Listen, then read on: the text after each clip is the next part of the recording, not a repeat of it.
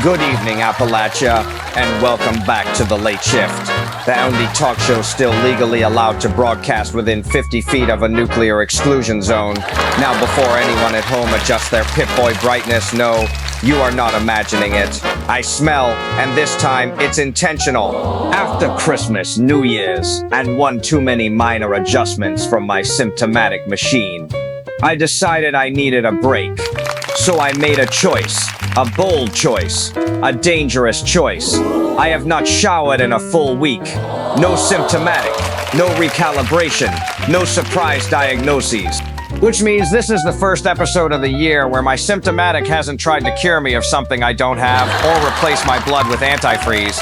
Is it uncomfortable? Yes. Is it noticeable? Judging by the studio crew standing downwind, absolutely. But tonight is not about my personal sacrifice for medical freedom. We have a full lineup of guests joining us, each with their own unique perspective on life in Appalachia. A hunter who believes something is always watching. A former employee who learned the hard way that luck is not optional. And a collector whose definition of reasonable may differ wildly from yours and mine. And yes, I have been informed that every single one of them has already commented on how I smell. So settle in, patriots. Hold your breath if necessary. This is The Late Shift.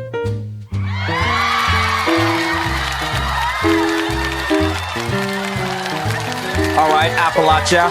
Our first guest tonight claims to have spent years tracking something most people insist does not exist. Please welcome a cryptid hunter.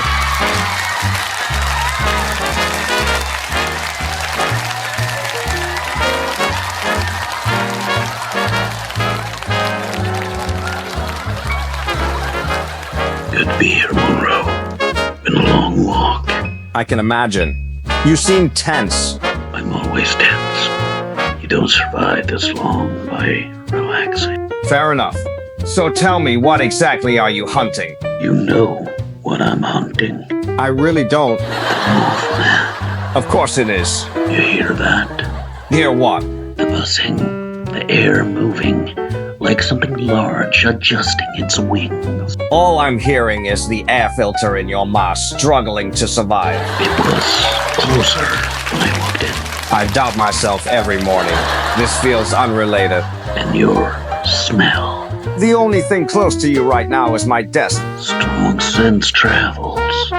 Creatures notice patterns. Let's stay focused. I'm saying if it shows up, it won't be for me. So you're saying I'm bait. That's comforting. Something moved. No. That's what it wants you to think. You jumped out a dirt smear on your visor. You don't believe. Everything wants me to think something tonight. That's enough to keep me alive. I believe you're convinced. When it does, remember I warned you.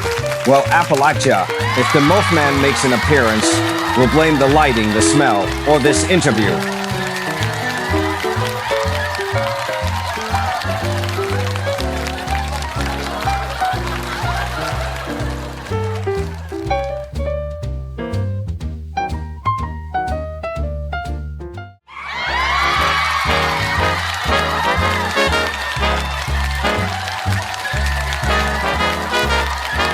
Our next guest worked for Garahan Mining for years, before deciding that repeated head trauma was not a sustainable career path.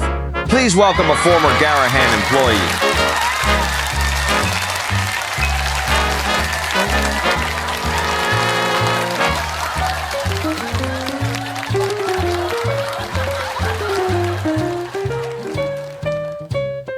Evening, Monroe.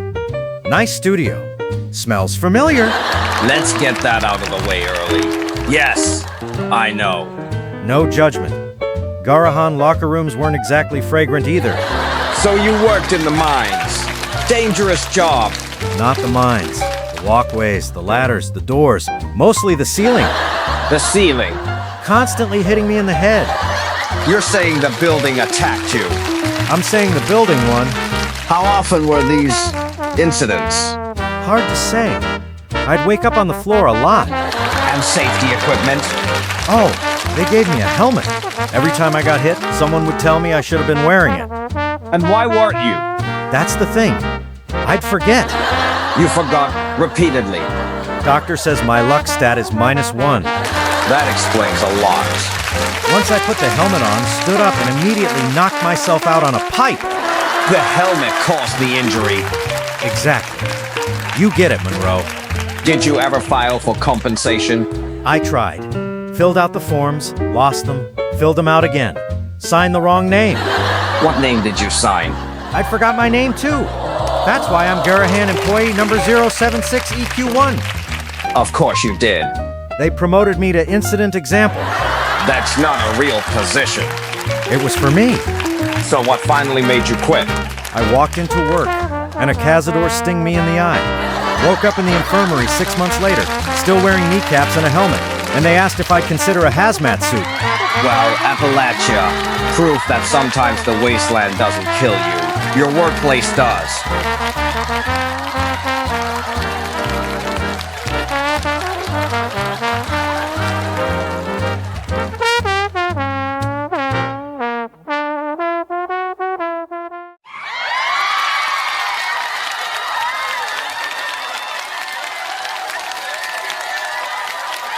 Our next guest once lived at Fort Defiance before the Brotherhood arrived.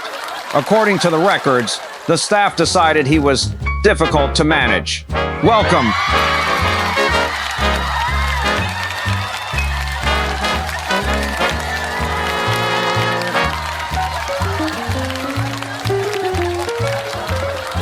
They made it sound worse than it was. I wasn't hoarding trash. I was preserving history. Little pieces of comfort people throw away when the world gets hard. Thank you, Monroe. You have a very strong presence. I've been hearing that a lot tonight. Let's talk about why Fort Defiance asked you to leave. Official reason was hoarding? Hoarding? You mean teddy bears, Mr. Fuzzies, fast knock masks, red asylum dresses, things like that? You know how many people leave those behind? Like they don't matter anymore. I couldn't let that happen. The staff says the problem wasn't what you collected, but how much of it there was. That's a matter of perspective. The shelves filled up, then the floor helped, then the hallway started participating. And that's when they intervened. They took one away, just one. Said it was for safety reasons. And you didn't take that well. I disagreed loudly. Emotionally, possibly for several hours. The medical notes use the word screaming. Medical notes lack empathy. Fair. So now you're no longer at Fort Defiance. Has anything changed? Oh yes, I've grown. I still collect, but I'm more organized. Categories, labels. I rotate displays so no one feels ignored. You're saying the asylum helped? It taught me one thing. Never let someone touch your things. Also, you smell like old upholstery. We're moving on. Thank you for joining us tonight. Please, take your belongings with you on the way out.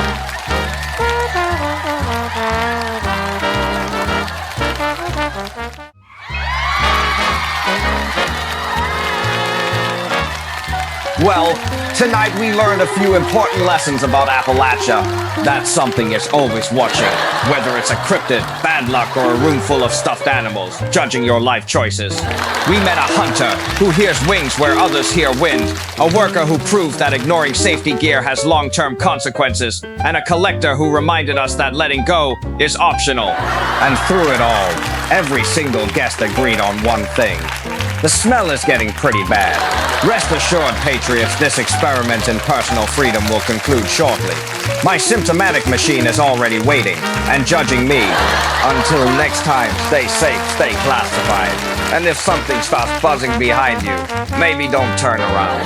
Good night, Appalachia. God bless the Enclave. God bless America. This is the Late Shift.